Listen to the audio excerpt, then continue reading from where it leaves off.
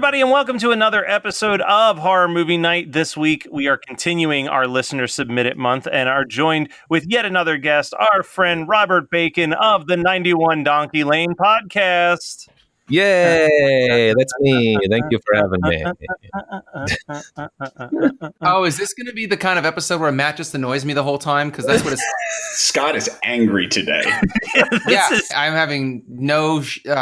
fuck. Just talk. Am I responsible for Scott's anger? Okay, because it is on my list. Here's who's responsible for this anger, and it's a listener named Jeremy who emailed us, and he said, "Hey guys, started listening to your podcast a few months ago and really enjoyed the show. I'm a pretty big horror fan, and I like your takes on a lot of the movies that I've seen. My favorite episode of yours was the Hereditary episode because you felt the same way I did after watching it. Also, I've seen that movie twice now and have no desire to watch it again. For the last few years, I've been watching a horror movie a day during the month of October, and this year I came across this movie. My suggestion for an episode is My Mom's a Werewolf from 1989. It's fucking terrible, and I really want to hear what you have to say about it. P.S. Just as a warning, I'm going to keep sending you this exact same email until you watch it because I'm a prick like that." Then he sent another email that said, "Hey, I know you probably have a long list of shitty movies to watch, plus the ones that you have to watch for the podcast, but you should really consider reviewing My Mom's a Werewolf.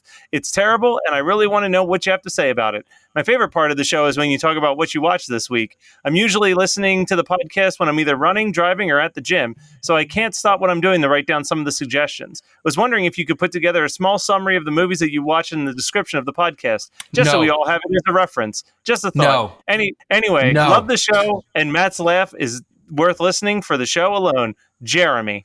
So Jeremy... That is not true. No, I swear to Christ, that was how the email ended. We watched My Mom's a Werewolf, a Harry production, the first things that come up on the screen, and we hear what is one of three times we hear this Little Red Riding Hood song begin playing. Because they only had money to spend on one song. Yep. Basically, that's it. Now, I watched this on YouTube. Scott, you provided the YouTube link, so I'm assuming you also watched it on YouTube. Yes. Bacon, you found a copy of this. No, I could not find a copy. I thought I found a copy. Turns out not that copy. It's impossible to find unless you just YouTube search it, and you could find that whole production company has their entire catalog up for free. So wait, there's more than just one Harry production movie? Well, I think it's called like Try Pictures or Try Star or something. They certainly try.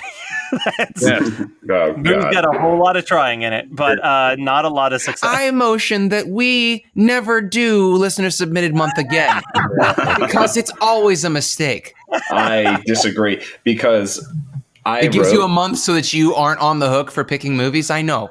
Yeah, but I also wrote notes. Well, I wrote a note. This is the first note I've ever written, and it says, "This girl's friend is the less feminine version of Matt Kelly." And that's all my notes I have for the movie. They do introduce her at what is literally the most basic version of Monster Mania. Just like absurdity. Just her walking around in what is clearly like an airport room, like one of the airport conventions. If you've ever been to an airport convention where they walk into a gypsy room, that's essentially just a black room with a single veil hanging from it. It looked like they're in the goddamn spaceship from Killer Clowns from Outer Space. One thing real quick, Matt. I found out something very interesting within the last month of my life. The G word that you just used is a slur. So we can't use that word anymore. And I'm not being sarcastic. I literally am saying, like, people use that word like the N-word, apparently. Well, then we will say that it was a fortune teller they went to check. Yes. Fortune tellers listen to our show? You're supposed to call them Roma or the Romani people. But yeah, the G word is like, if I were to go back and watch Borat, it would be a lot more offensive than it was back in 2006. I think he's using that in a purposely offensive way in the movie, but like at the time, I didn't know in 2006 that it was a slur, though. Yeah, it was a negative term used for people, so it was never a positive term. But a lot of people don't know, so yeah, keep that in there. But I'd like to say that it looked like it was set up at 100% a local cable access studio. Yeah. I just recently finished reading the Upright Citizens Brigade book of improv comedy. So I know that during this entire fortune teller scene, it is the worst yes and improv sequence I've ever seen in my entire life, because it's just introducing stupid concept and everyone buying into stupid concept and moving forward as if stupid concept is totally logical. And that goes for about 2 minutes with us learning nothing beyond like, was like, you've got the pentagram on your face. That's just a zit. But this reminds me of the most important thing that I learned while recording this. And what that was that I went to check out the Wikipedia page for My Mom's a Werewolf. Has anyone checked out that Wikipedia page besides me? I have. No. Okay. So, Bacon, you can attest that whoever wrote the plot summary on that Wikipedia page dedicated a lot of time to write 19 paragraphs to discuss this movie. And I'm just going to read the first paragraph so that you can understand the attention to detail. Paragraphs. I went to the page, saw that giant wall of plot, and I'm like, wow, that's longer than the script. Here's how they summarize the movie.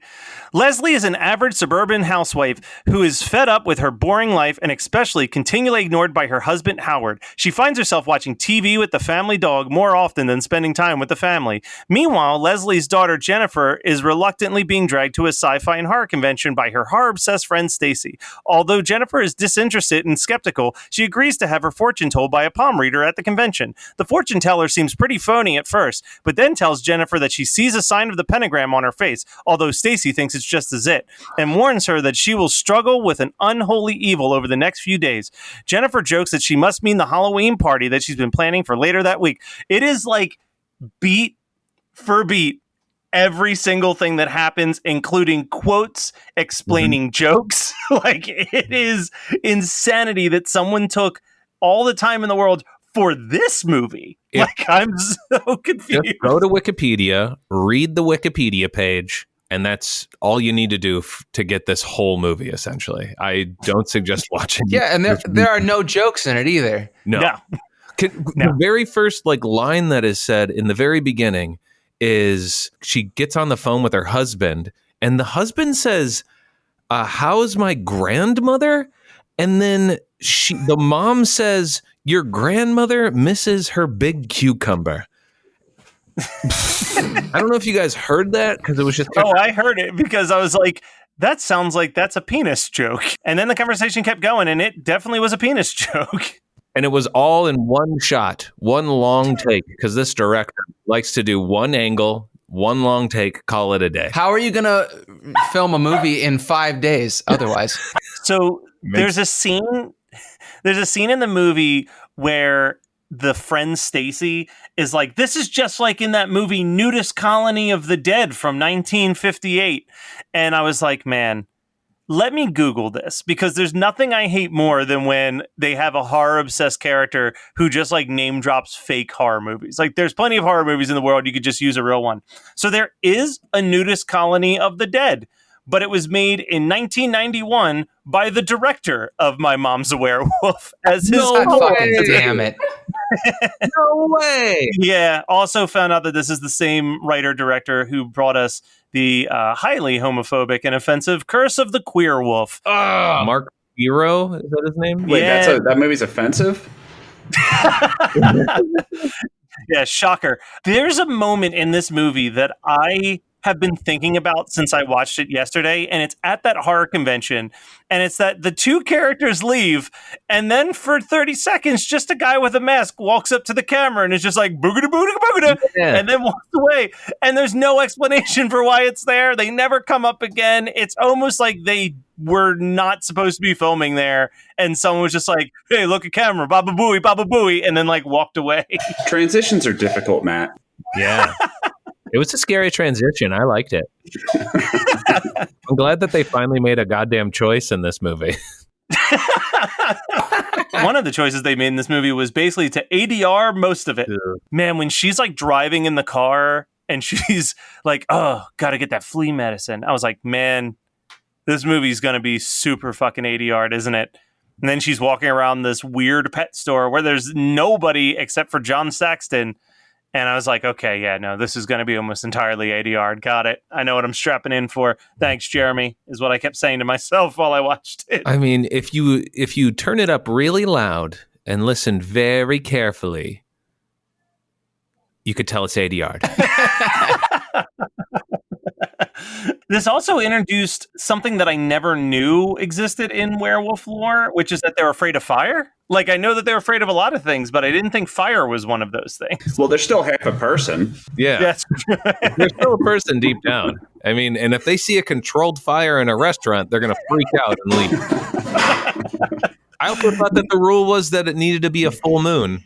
And it was like, there was only like once every moon cycle, but apparently it's like just every night. Yeah. Every night you become a bit of a wolf. Sometimes during the day. There's really no rhyme or reason. Also, why does she go with John Saxon to get fucked in the middle of the afternoon? We Like, gotta talk about that. I think she was hypnotized. I was under the hypnotism. There's a whole Akon song about this, I believe. There's a whole Wikipedia page about how she was hypnotized. Well, I didn't know that she was like, I didn't pick up that she was getting hypnotized by him into this situation. It really felt like she was gung-ho about it because they kind of set it up at the beginning that she's in a loveless marriage at the time and her husband sucks and he's never around. And then they kind of set it up like, okay, yeah, she would cheat on him. Feels like this marriage is about to be over. And then it was later, I'm like, oh, she was hypnotized? Was anybody else kind of fooled at first? I wasn't, but literally I had the wiki page up. Whenever there was even a moment of confusion, I knew that Wikipedia page was going to fill in all the gaps. Every one of them. love that that's Matt's Cliff's Notes. This is too long for Cliff Notes. Hey, so speaking of Cliff Notes, I got to tell you guys real quick. I found out last week that it's not Cliff Notes. It's Cliff's Notes. Oh. Because Megan said Cliff's Notes. And I was like, don't you mean Cliff Notes? And she's like, no, Cliff's Notes. And I was like, really? And so I looked it up. It was originally like a Canadian company called, I don't know, Ted's Notes or something else. And this guy with the first name Cliff bought the rights to do it in America. And that's why it's called Cliff's Notes. I mean, I've never actually read a Cliff's Notes, but... Oh, I did. I got through high school with Cliff's Notes. Yeah. You barely got through high school with Cliff's Notes Cliff's anyway. Notes, I know. So is this like in Canada where they have like Where's Wally instead of Where's Waldo? This is like a Berenstein Bears type thing for me. God. Yeah, this is the Mandela effect. Now, if I could just Mandela effect this movie out of my brain, I'd be really fucking happy. This is not the first time I've watched this film either. It's the first time I finished it, but not the first time I watched it. Dear God. Yeah, why did you watch it the first? Was this like almost on your list and you gave it a view and was like, nope, not for us? Did you put it on when the mom was walking around in her nightie and like kind of hung around for that part? No, actually, because the mom looks too much like my mother-in-law, and I don't appreciate that. Weird. Yeah, that's never good. That's Yeah, not I've seen good. a lot of Pornhub on this. Let's talk about, we talked about a lot of the low budget things, such as the ADRing, the bad script, the terrible acting, the terrible everything, the bad sets. But let's talk about the few times that there's supposed to be something scary, which is the melted face jump cut and also the wolf masks at the end, because they all look like masks that I purchased at Halloween Adventures circa 1998. They didn't just grab werewolf masks. They grabbed that mask that guy had at the horror convention, but then they also grabbed a Rocktober blood mask. Did you see that shit?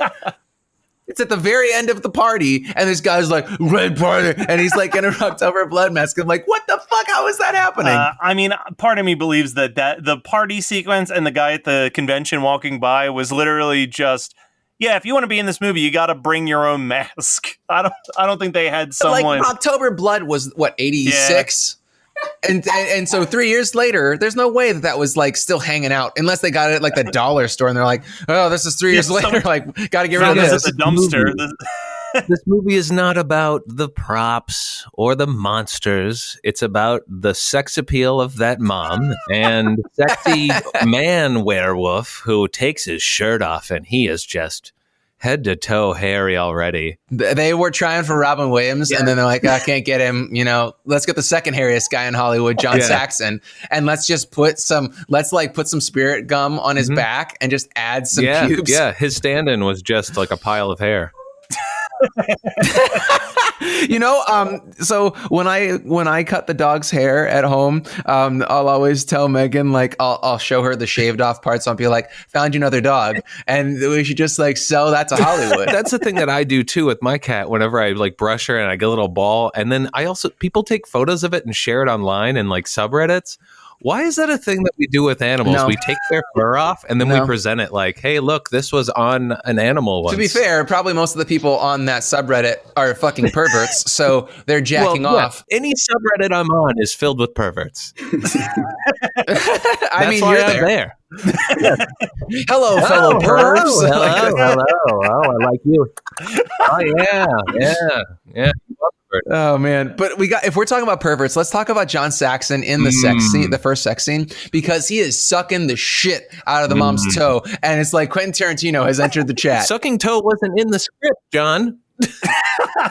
So Bacon, this just dawned on me. I think I gave you two options. And I think you had the option of this and what we are going to be doing next week. What made you go with this one besides, I don't know, the obvious that it's called My Mom's a Werewolf? I have a weird, this fascination with the way that things are titled. And I always found it so weird. It feels like you're automatically already giving up. You're already just saying to your public, hey, this movie's going to be straight fucking garbage. If you put in space at the end, or if you put like my mom's or my dad's or my parents are or my kids I think there's only one time where that has ever worked out, and it might be, and they changed the wording, and it's honey, I Shrunk the Kids. Yeah. This is spoken by someone who has not seen Howling 2, Your Sister's a Werewolf, because that movie is the shit. That one's a little bit different, but I want to figure out how many like my mom's scientist. Not totally in the same vein, but one of my favorite bad movie titles. And you thought your parents were weird, which is a tagline. That's not the name of a movie. I always get it confused with like Batteries Not Included and Serial Mom, and there's a bunch of other shit that was like very similar looking covers when I was a kid. Or Tennis Shoes, starring Kurt Russell. Yeah, I mean, obviously those are our bread and butter, guys. And another reason why I picked it is because the title insinuates that it's going to be from like the kids' perspective. I thought it would be like a brother and sister combo perspective. I thought it would be more of a fun kind of kids movie. Yeah, My Mom's a Werewolf really implies that it's kind of like the Bailey School kids books, where it's like we're following a brother and sister, and they're like, I'm pretty sure mom's a werewolf, but like we're only seeing bits and pieces of it, and then at the very end they either find out like, oh yeah, the mom is totally a werewolf, or like, nope, they just were confused by puberty or something. Like, I don't know, like, well, I'm not gonna say there's a good version of this title, but there's definitely a more honest version of this title. Well, I think Matt's right. Matt, that would have made sense. I remember when I went through puberty and my mom got really hairy. So your mom's a werewolf, dude. Yeah, when mom was rocking that Wolverine chic, which is the only quote that I wrote down from this movie. God. Also, am I crazy, or did Victoria Jackson pop up for like a millisecond in this movie? She did. I wrote she did. Down. She's at the very end. She was just on set, I think. Maybe walked by even, and they just kept it in. They probably didn't even know who it was. They're like, hey, that girl, you want a line? She's like, I'm famous. And they're like, yeah, sure you are. Get over here. Yeah. But what else that you're missing is the guy at the end. Well, he's in the werewolf fight scene, but then he shows up again at the end right after Victoria Jackson. He's the neighbor who's like a masochist. Oh, yeah. He's in like a BDSM relationship. And he's getting smacked with a shoe, and he goes, oh, get that shoe. I want to smell that shoe, please. I'm like, what? Why is there so much foot fetish here? Well, the movie poster itself is just two women's feet, essentially. Yeah. Mm-hmm. Is it? Yeah. It's just hairy legs with women's feet shaved. at the end. Yeah. It is a Goosebumps cover through and through. Yeah. Wait, is that the mom in the photo looking at the person shaving their legs? Because that's that is Shelley Duvall. No, that's a sister. It's the dad's sister, and this is a weird science reference, though. That's the cover's a weird science reference. Totally. Yeah. The best thing about this movie has to be the font use of the actual design aspect It's amazing. Like the My Mom's a Werewolf just looks so good. But then I have to tell you guys, when I Googled that image, I just Googled My Mom's a Werewolf and I clicked on the poster or the cover art. The second row on Google, the very first fucking picture, so the eighth or ninth picture, is John Saxon sucking her toe. Oh, it is. Hello. Yeah. Oh, you can see how fucking hairy he is. Oh, man. Oh shit! It's actually the first row. I'm sorry. It's second to last on the first row. Well, yeah. For me, it's the second. It's the second. It's the first in the second row. So I guess it knows my perverted tastes. Apparently. I think my favorite part is when they tried to kill him and they stabbed him with a fork and turned him into a silver werewolf. Yeah. All right, I'm done. That's actually a really, really good joke. I like that so much I didn't laugh. I'm not joking. That's like really funny. I wrote down, it's good to know that there's that werewolves have genders too. They have werewolves and werewives. Yeah, the werewolf women don't exist unless they're the property of a wereman. Sexist movie. I think my favorite part is when they throw all logic out the window with the final seconds reveal of anybody who kills a werewolf then becomes a werewolf, which just doesn't make any sense at all. There's just no end to it. That's king. They got king and werewolf mixed around. If you kill a king, you could take his spot. We'll be back to this week's episode, but first, let's talk about our sponsor, Best Fiends. It's fall time, and while you're drinking your pumpkin spice lattes and watching the leaves change, you should be playing Best Fiends and trying to catch up with the Best Fiends king, me. A few weeks ago, I talked about our listener, Rain, who caught up to me at one point, and then I blew past her, and I haven't seen her come anywhere near me since. Can you catch up with me instead? Well, you gotta give it a shot. So form a team of some cute creatures, match the fruits, and blow up these evil slugs, and then climb through the levels. Right now, I'm hanging out at level 680. Can you get to that level? There's only one way to find out, and that's by engaging your brain with fun puzzles and collecting tons of cute characters. Trust me, with over 100 million downloads, this 5-star rated mobile puzzle game is a must play. Download Best Fiends free on the Apple App Store and Google Play Store. That's friends without the R, Best Fiends, and now back to the show. All right, so do we have any other stray observations on My Mom's a Werewolf, or should we get right into those double features? Some things I wrote down. People sleep in full clothes in this universe. In every mm-hmm. What the fuck? Oh, the dentist scene that was kind of a Little Shop of Horrors. Yeah, 100%. Even they have a 50s song in the background while he's drilling her teeth like sexually. Yeah, dude, I forgot to bring that up. Yes, they definitely were just like, hey, let's throw that Little Shop of Horrors dentist scene in our movie as well, because that's on par. Yeah, and I found this kid with an Ultimate Warrior face paint job on. Let's just bring him in. Do you see that? Like, what the fuck is happening in this entire film? What's the volume of the Caspian Sea? This fancy restaurant looks like an 80s Pizza Hut. The dad 100% kept his shirt on because there was a sex scene, and then afterwards we see the dad again. He kept his shirt on during sex. He Winnie the Pooh'd it.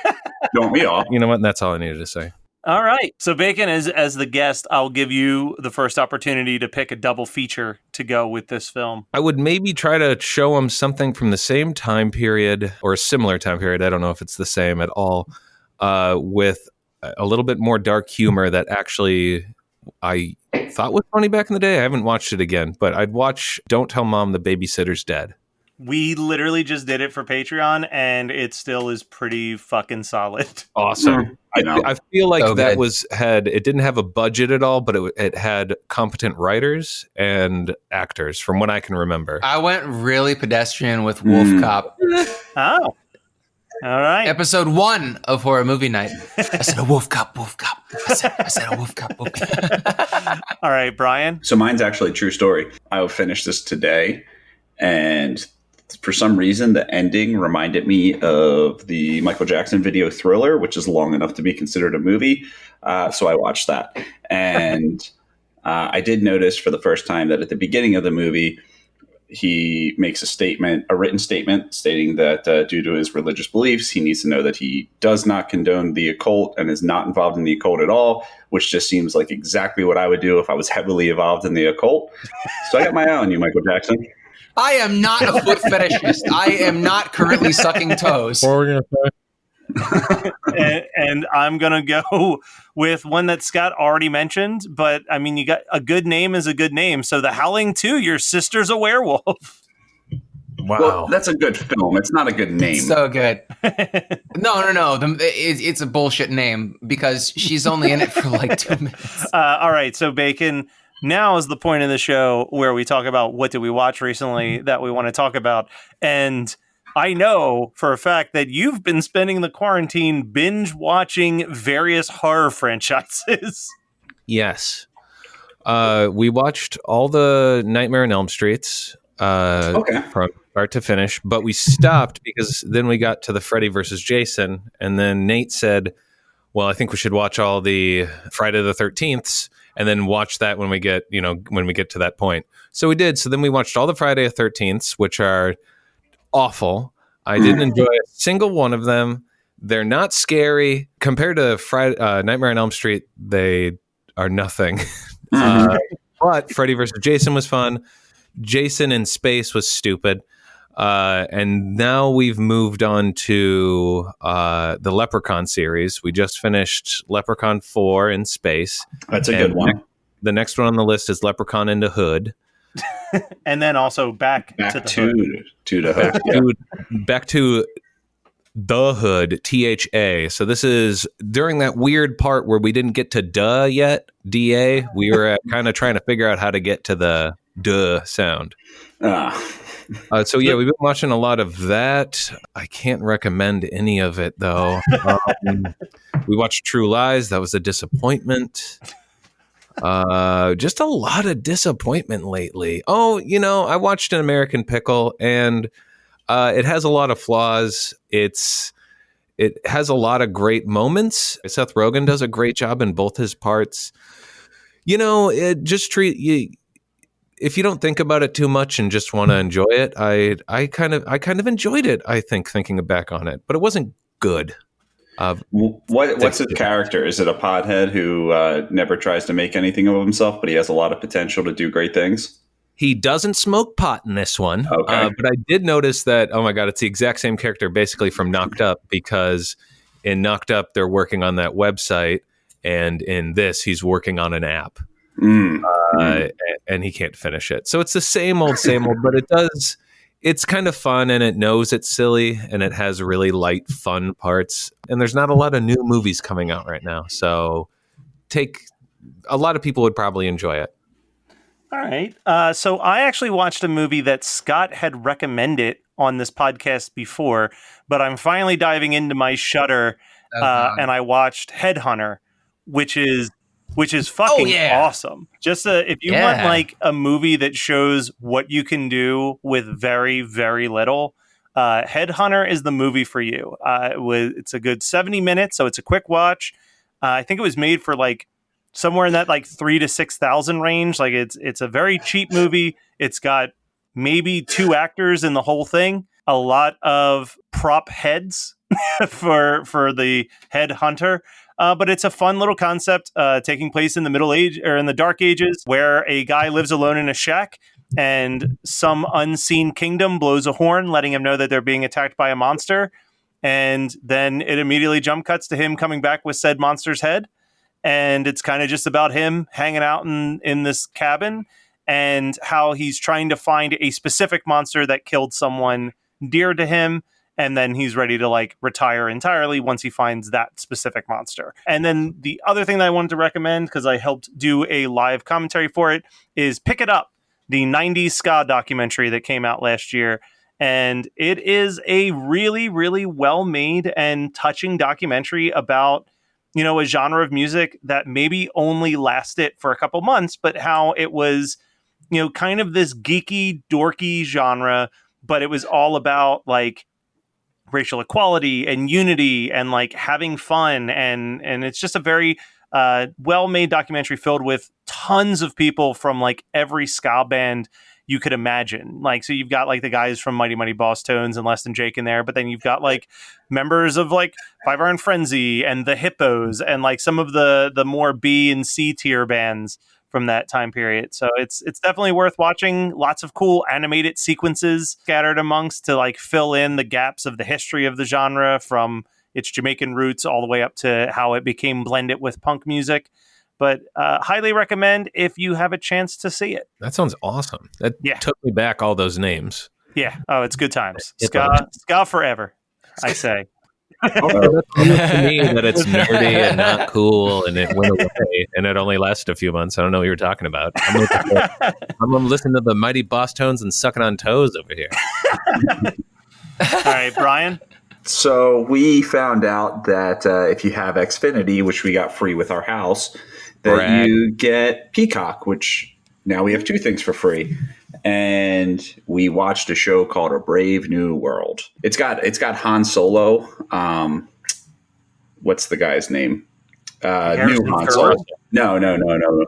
Young Han Solo. Starring him. Yes, Kurt Russell. He looks great, by the way. He's always looked great. Yeah, it's pretty intense. It is about this new world where you're not allowed to be, there's no monogamy, there's no privacy, and you can't have a family. So it starts off in the beginning, it's just like a bunch of orgies. But then Han Solo comes and ruins the orgies. And that's it. That's my pitch. Just so watch it's based on the very famous book that we've all had to read in school, except for the kid who read Cliff Notes. Cliff's Notes. Wait, so you guys, wait. The books that I didn't read in school were about orgies? Yeah. That's insane to me. You didn't read Eyes Wide Shut in school? That's why I can't read. Okay. I also didn't read The Giver, but afterwards we watched The Truman Show because our teacher said it was just like it. And then when I talked to my wife's sister-in-law, I found out that The Truman Show is nothing like The Giver. No. I still don't know what The Giver's about. I don't know how to explain what The Giver's about, but I can start with think of Truman Show and then stop thinking about it. So Scott, how about you? What have you watched that you want to give a shout out to? I gotta say, I finished the final season of Agents of S.H.I.E.L.D. this week. After 2 bullshit seasons, this last season really brought it back to what I enjoyed about the show. I think that they did a great job of kind of tying things together. The last episode, or last 2 episodes rather, because they're kind of like a 2-parter, is some really well-written TV. One of my least favorite things is time travel as a plot device because it is stupid. I mean, like, I love time travel movies because you get to see people in costumes and stuff, but I also hate them. I mean, I'm not saying you get to see people in costumes the whole season of Agents of S.H.I.E.L.D., but you get to see them in a number of time periods. It's really fucking cool. But at the same time, there are ways that it really fucks with my brain, and I don't like thinking about all the possibilities of why time travel is stupid, right? But I think that they did a great job of, closing the show with a really satisfying ending. It was 7 seasons. And so if we got, 5 good seasons out of it, really, really happy to have that ended on a high note because so many series kind of take a shit and never get better. And they took a shit and got better. All right. Well, that was My Mom's a Werewolf from 1989. We were joined by Robert Bacon of the 91 Donkey Lane podcast. Go and check out their show. Bacon, you want to, in a quick 30 seconds to a minute, sum up what 91 Donkey Lane is all about? Yes. 91 Donkey Lane. I'm just going to read the intro music. 91 Donkey Lane is a magical apartment complex that holds many magical secrets. It's currently inhabited by 2 idiots, myself and my roommate Nate, who have no idea of its true power, and we're constantly arguing. That's it. Check it out. Just finished an animation, put it up on YouTube. If you want to look up Meatloaf Dog on YouTube and ruin your whole search history, check out that animation. All right, and we will be back with another listener-submitted movie next week. Will it be better than this? Not a high bar, but I'm hoping so. Hopefully we can end listener submitted month on a good note. But goddamn, you guys, seriously, fuck you.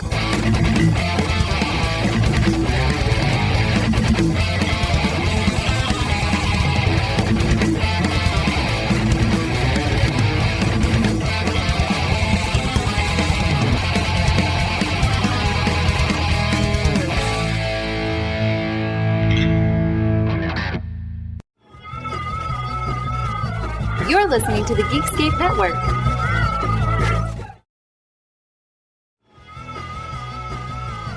You're listening to the Geekscape Network.